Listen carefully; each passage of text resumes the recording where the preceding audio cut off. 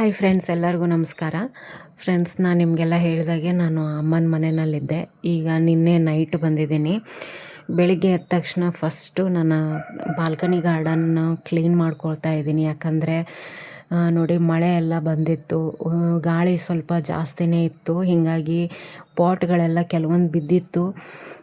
ಅದೆಲ್ಲ ಎತ್ತಿಟ್ಬಿಟ್ಟು ಮಣ್ಣೆಲ್ಲ ಕ್ಲೀನ್ ಮಾಡೋದಿತ್ತು. ಆಮೇಲೆ ಟೈಲ್ಸ್ ಎಲ್ಲ ನೋಡಿ ಎಷ್ಟು ಗಲೀಜಾಗಿದೆ ಅಂತ. ಎಲ್ಲ ಒಂಥರ ವೈಟ್ ಟೈಲ್ಸ್ ಇದು, ಬಟ್ ನೋಡೋದಕ್ಕೆ ನೋಡಿ ಯಾವ ಕಲರಿಗೆ ಬಂದಿದೆ ಅಂತ. ಇದೆಲ್ಲ ಕ್ಲೀನ್ ಮಾಡ್ಕೋಬೇಕು. ಸ್ವಲ್ಪ ಬೇಜಾರು ಅನ್ನಿಸ್ತಾ ಇತ್ತು. ಎಲ್ಲಾದರೂ ಹೋದರೆ ಬಂದ ತಕ್ಷಣ ಈ ರೀತಿಯಾಗಿ ಕ್ಲೀನಿಂಗ್ ಇತ್ತು ಅಂದರೆ ಸ್ವಲ್ಪ ಬೇಜಾರು ಅನಿಸುತ್ತೆ.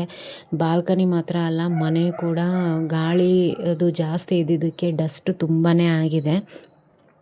ಒಂದು 2-3 ದಿನ ತಗೊಳುತ್ತೆ ನನಗೆ ಮತ್ತೆ ವಾಪಸ್ಸು ಬ್ಯಾಕ್ ಟು ರುಟೀನ್ ಆಗೋಕ್ಕೆ.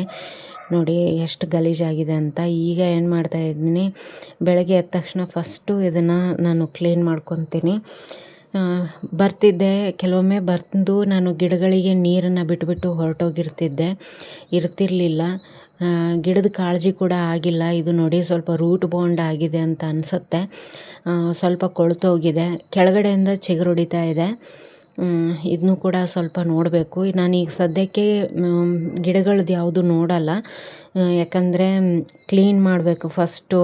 ಈ ಗಿಡನ ನಾನು ಎಲ್ಲ ಗಿಡನೂ ನೋಡ್ತಾ ಕೂತ್ಕೊಂಡ್ರೆ ಇವತ್ತು ಟೈಮ್ ಆಗಿಬಿಡುತ್ತೆ. ಅದಕ್ಕೋಸ್ಕರ ಫಸ್ಟು ಇದನ್ನು ಬಾಲ್ಕನಿನ ಕ್ಲೀನ್ ಮಾಡ್ಕೊತೀನಿ. ಆಮೇಲೆ ಒಂದೊಂದೇ ಗಿಡನ ಚೆಕ್ ಮಾಡಿಬಿಟ್ಟು ಸರಿ ಮಾಡ್ಕೊತೀನಿ. ನೋಡಿ, ಮಣ್ಣು ಅದು ಜಗ್ಗಿ ಬಿದ್ದಿದೆ. ಇದನ್ನೇನೆಂದರೆ ನಾನು ಬಳ್ಕೊಂಡು ಪಾಟ್ಗೆಲ್ಲ ಹಾಕ್ಕೊಂಬಿಡ್ತೀನಿ, ಇಲ್ಲಾಂದರೆ ಕಂಪೋಸ್ಟಿಗೆ ಹಾಕ್ಕೋತೀನಿ. ನಾನು ಒಂದು ಹಿಡಿ ಮಣ್ಣನ್ನು ಕೂಡ ನಾನು ಕಸಕ್ಕೆ ಹಾಕೋಕ್ಕೆ ಹೋಗಲ್ಲ. ಯಾಕಂದರೆ ಮಣ್ಣಿನ ಕೊರತೆ ಇದೆ. ಮಣ್ಣು ಮತ್ತೆ ತೊಗೊಂಡು ಬಾ ಅಂತ ಅಂದರೆ ನಮ್ಮ ಮನೆಯಲ್ಲಿ ತೊಗೊಂಡು ಬಂದು ಕೊಡಲ್ಲ ನನಗೆ.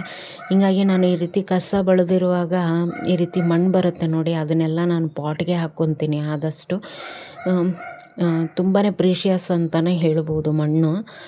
ಅದಕ್ಕೋಸ್ಕರ ತುಂಬ ಅಂದರೆ ತುಂಬ ಗಲೀಜಾಗಿತ್ತು. ಅಷ್ಟು ಮೊದಲು ಕಸ ಬಳಿದೆ, ಯಾಕಂದರೆ ಮಣ್ಣೆಲ್ಲ ಇರುತ್ತೆ ನೋಡಿ, ನೀರು ಹಾಕಿ ಬೆಳೆದ್ರೆ ಮತ್ತೆ ವೇಸ್ಟ್ ಆಗುತ್ತೆ ಮಣ್ಣು. ಅದಕ್ಕೋಸ್ಕರ ಹಾಗೆ ನನ್ನ ಮಗಳು ಕೂಡ ಎದ್ದು ಬಂದಳು. ಅವಳಿಗೆ ಒಂದು ಸ್ವಲ್ಪ ಸುಧಾರಿಸ್ಬಿಟ್ಟು ಮತ್ತೆ ವಾಪಸ್ ನಾನು ಕೆಲಸ ಮಾಡ್ತಾಯಿದ್ದೀನಿ. ಈ ರೀತಿ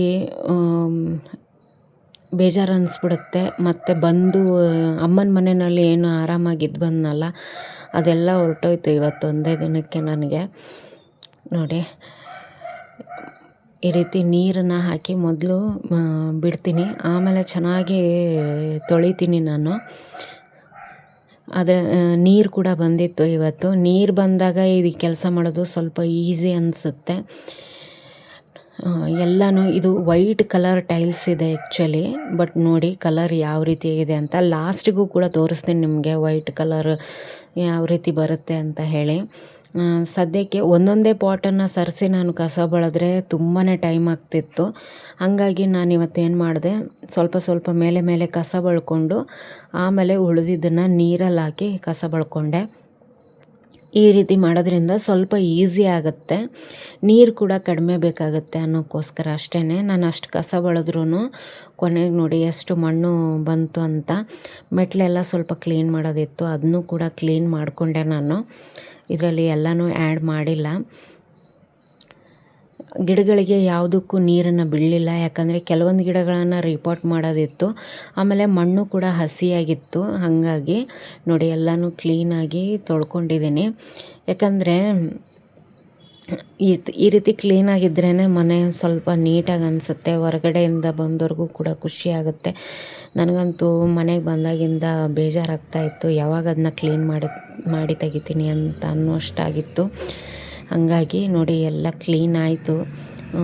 ಇದು ಎಲೆಗಳು ಹಳದಿಯಾಗಿರೋದು, ಅದನ್ನು ನಾನು ನೆಕ್ಸ್ಟು ಕಟ್ ಮಾಡಿ ತಕ್ಕೊತೀನಿ. ಇದಾದಮೇಲೆ ಮನೆ ಕೆಲಸಗಳನ್ನೆಲ್ಲ ಮುಗಿಸ್ಕೊಂಡಾದಮೇಲೆ ಹಲಸಿನ ಹಣ್ಣು ತೊಗೊಂಡು ಬಂದಿದ್ವಿ ಸ್ಮಾರ್ಟ್ ಬಜಾರಲ್ಲಿ. ನಾವು ಮೊದಲು ತೀರ್ಥಹಳ್ಳಿನಲ್ಲಿದ್ದಾಗ ಅಲ್ಲಿ ಗಿಡಗಳು ಜಾಸ್ತಿ ಇತ್ತು. ಅಲ್ಲೇ ನಮಗೆ ಯಾರಾದರೂ ಕೊಟ್ಬಿಡ್ತಿದ್ರು ಹಳ್ಳಿನಲ್ಲಿ. ತುಂಬ ತಿಂತಿದ್ವಿ ಅಲ್ಲಂತೂ. ಈಗ ಇಲ್ಲಿ ನಮ್ಮ ಕಡೆ ಜಾಸ್ತಿ ಸಿಗಲ್ಲ ಇದು, ಅದರಲ್ಲೂ ನಾವು ಬೇಡಿದ ವೆರೈಟಿ ಇಲ್ಲಿ ಸಿಕ್ಕಲ್ಲ. ಈಗ ನಮ್ಮ ಮನೆಯವರು ಇದನ್ನು ಕಟ್ ಮಾಡ್ತಾ ಇದ್ದಾರೆ. ಚಾಕುಗೆ ಚೆನ್ನಾಗಿ ಕೊಬ್ಬರಿ ಎಣ್ಣೆನ ಸವರಿ ಕೈಗೂ ಕೂಡ ಕೊಬ್ಬರಿ ಎಣ್ಣೆನ ಸವರಿದ್ದಾರೆ. ಅಂದರೆ ಮಾತ್ರ ಇದು ಕಟ್ ಮಾಡೋದಕ್ಕೆ ಸ್ವಲ್ಪ ಈಸಿ ಅನಿಸುತ್ತೆ, ಇಲ್ಲಾಂದರೆ ಅಂಟು ಹತ್ಕೊಂಡ್ಬಿಡುತ್ತೆ ಇದು. ಇದರಲ್ಲಿ ಒಂದು ಆರೆಂಜ್ ಕಲರ್ ವೆರೈಟಿ ಬರುತ್ತೆ, ಚಂದ್ರಬಕ್ಕೆ ಅಂತ. ಅದಂತೂ ತುಂಬಾ ರುಚಿಯಾಗಿರುತ್ತೆ. ನಿಮಗೆ ಆರೆಂಜ್ ಕಲರ್ದು ಸಿಕ್ಕರೆ ನೀವು ಒಂದು ಸಾರಿ ಟ್ರೈ ಮಾಡಿ. ತುಂಬಾ ರುಚಿಯಾಗಿ ಆರೆಂಜ್ ಟೇಸ್ಟ್ ಥರನೇ ಇರುತ್ತೆ ಅದು. ನಾವು ಅಲ್ಲಿ ಹಳ್ಳಿನಲ್ಲಿದ್ದಾಗ ಜಾಸ್ತಿ ತಿಂತಿದ್ವಿ ಅದನ್ನು. ಈಗ ಇಲ್ಲಿ ಸಿಕ್ಕಲ್ಲ, ಬೆಂಗಳೂರಲ್ಲಿ ಸಿಗ್ಬೋದು. ನಾನು ಒಂದೆರಡು ಸಾರಿ ತಿಂದಿದ್ದೀನಿ ಅಲ್ಲಿ ಬೆಂಗಳೂರಲ್ಲಿ. ನೋಡಿ ಈ ರೀತಿ ಕಟ್ ಮಾಡಿಬಿಟ್ಟು ಏನಂದರೆ ಒಂದೊಂದೇ ಬಿಡಿಸ್ಕೊಂಡು ತಿನ್ಬೋದು. ಬಟ್ ಏನಂದರೆ ಇದು ಒಂಚೂರು ಹಣ್ಣಾಗಿತ್ತು. ಸ್ವಲ್ಪ ಕಾಯಿ ಥರ ಇದ್ದರೆ ಕೊಬ್ಬರಿ ತಿಂದಂಗೆ ಇರುತ್ತೆ. ಆ ರೀತಿಯಾಗಿದ್ದಾಗಂತೂ ತುಂಬಾ ರುಚಿಯಾಗಿರುತ್ತೆ. ಹಣ್ಣು ಅಷ್ಟು ಇಷ್ಟ ಆಗಲ್ಲ ತಿನ್ನೋದಕ್ಕೆ, ಬಟ್ ಹಣ್ಣಿದ್ದರೆ ತುಂಬಾ ಸಿಹಿ ಇರುತ್ತೆ. ಕಾಯಿ ಥರ ಇದ್ದರೆ ಸ್ವಲ್ಪ ಸಿಹಿ ಕಮ್ಮಿ ಇರುತ್ತೆ. ನನಗೆ, ನನ್ನ ಮಗಳಿಗೆ, ನಮ್ಮ ಮನೆಯಲ್ಲಿ ಎಲ್ಲರಿಗೂ ಈ ಹಣ್ಣು ಅಂದರೆ ತುಂಬಾ ಇಷ್ಟ. ಅವರು ಬಿಡಿಸಿದ್ರು, ನಾನು ಒಂದು ಬಿಡ್ಸೋಕ್ಕೆ ನೋಡಿದೆ, ಬಟ್ ನನಗೆ ಬರಲಿಲ್ಲ ಅದು. ನಮ್ಮ ಮನೆಯವರು ಒಂದು ನನಗೆ ಬಿಡಿಸ್ಕೊಟ್ರು, ತುಂಬಾ ರುಚಿಯಾಗಿತ್ತು. ಇನ್ನೊಂದೇನೆಂದರೆ ಈ ಹಣ್ಣು ಈ ಹಣ್ಣಿಂದ ತುಂಬಾ ರೆಸಿಪಿ ಮಾಡ್ತಾರೆ. ಕಡುಬು, ಜಾಮ್ ಮಾಡ್ತಾರೆ, ಹೋಳಿಗೆ ಮಾಡ್ತಾರೆ. ಆಮೇಲೆ ಇದ್ರ ಬೀಜ ಕೂಡ ಅಷ್ಟೇ, ತುಂಬ ರೆಸಿಪೀಸಲ್ಲಿ ಇದನ್ನು ಆ್ಯಡ್ ಮಾಡ್ತಾರೆ. ಯಾಕಂದರೆ ನಾವು ಅಲ್ಲಿದ್ವಲ್ಲ ತೀರ್ಥಹಳ್ಳಿನಲ್ಲಿ, ತುಂಬ ವೆರೈಟಿ ಮಾಡ್ತಾಯಿದ್ರು ಇದರಿಂದ. ಈ ಸೀಸನ್ ಇದ್ದಾಗಂತೂ ತುಂಬಾ ತಿಂತಾಯಿದ್ರು ಅಲ್ಲಿ. ಇದು ಹೆಲ್ತ್ಗೂ ಕೂಡ ಅಷ್ಟೇ ಒಳ್ಳೆಯದು. ಸೀಸನ್ ವೈಸ್ ಏನು ಹಣ್ಣು ಸಿಗುತ್ತಲ್ಲ, ನಾವು ಅದನ್ನೆಲ್ಲ ತಿನ್ನಬೇಕು, ಅಂದ್ರೇ ನಮ್ಮ ಆರೋಗ್ಯ ಸರಿಯಾಗಿರುತ್ತೆ. ಇವತ್ತು ನಾಷ್ಟ ನಮ್ಮದು ಇದೇನೆ. ಹಣ್ಣು ರುಚಿಯಾಗಿದ್ದರಿಂದ ನಾವು ಮತ್ತೆ ಏನು ನಾಷ್ಟ ಮಾಡೋಕ್ಕೆ ಹೋಗಲಿಲ್ಲ. ಇದೇ ಹಣ್ಣನ್ನು ತಿಂದ್ವಿ ಮೂವರೂ. ಯಾಕಂದರೆ ಹೆಲ್ತ್ಗೂ ಕೂಡ ತುಂಬಾ ಒಳ್ಳೆಯದು. ಬೆಳಗ್ಗೆ ಹಣ್ಣು ತಿನ್ನೋದು ತುಂಬಾ ಒಳ್ಳೆಯದಲ್ವ.